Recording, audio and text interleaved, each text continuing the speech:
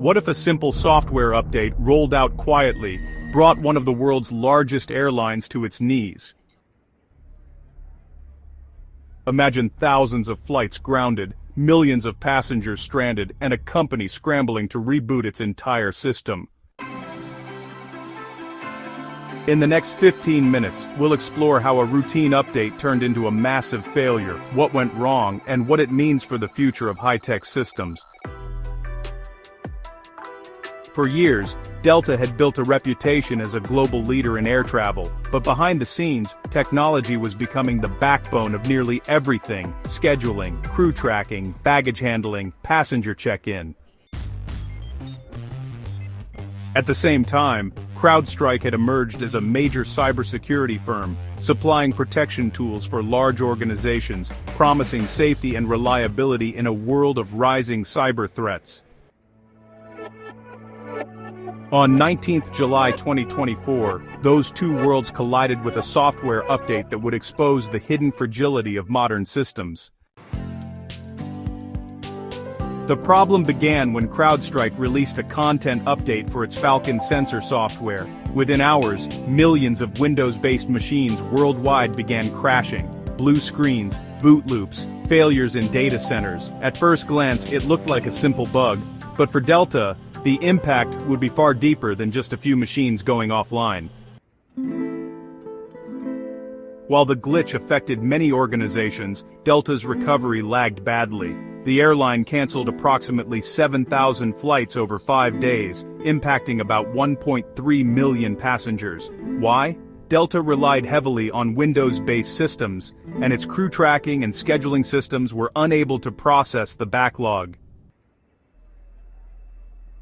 What at first appeared to be just another IT issue had become a full-scale operational meltdown.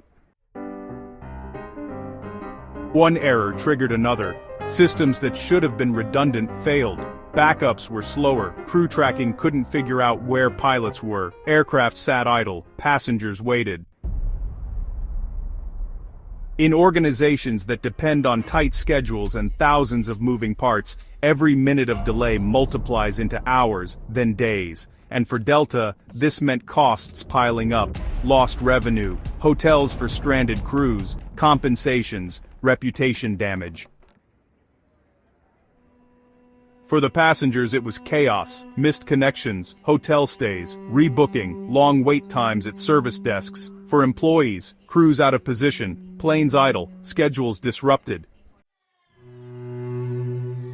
For the company, hundreds of millions in losses. Delta estimated around $500 million US. It wasn't just about broken software, it was about people's plans, livelihoods, trust. Delta pointed at CrowdStrike, accusing it of releasing an untested update and, of gross negligence. CrowdStrike, in turn, said the airline's slow recovery was due to its own aging infrastructure and refusal of help. Behind the public narrative, there are legal claims, investigations, and, honestly, a big question of where liability really lies in the age of interconnected systems. In technical terms, the update introduced a memory access violation in the sensor software, and Windows machines began crashing en masse. The issue was not overt hacking, it was a bug, but its scale, well, it made it comparable to a cyber attack. For an airline relying on thousands of servers, crew tracking systems, and redundancy layers, this was, honestly, a worst-case nightmare. This is not just an airline story. Hospitals, banks, airports, and even governments all were affected to some degree. It really illustrates the growing danger. As systems become more integrated, a single point of failure can ripple globally. Technology promised efficiency, but, the flip side is systemic risk. Whether you're a developer, a small business owner, or just an everyday user, this really matters. If your data relies on third-party software, or if you're pushing updates without proper testing, you are definitely exposed. And if you build systems for others, your liability may actually be real. even when you think you've done everything right.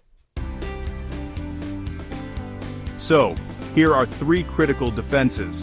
First, automated safety gates for every update deployment. Second, modular, reversible updates instead of those big, monolithic rollouts. And third, regular chaos testing to simulate failures before they actually happen. These steps don't guarantee zero risk, but they can really reduce the chances of a small error turning into a disaster. In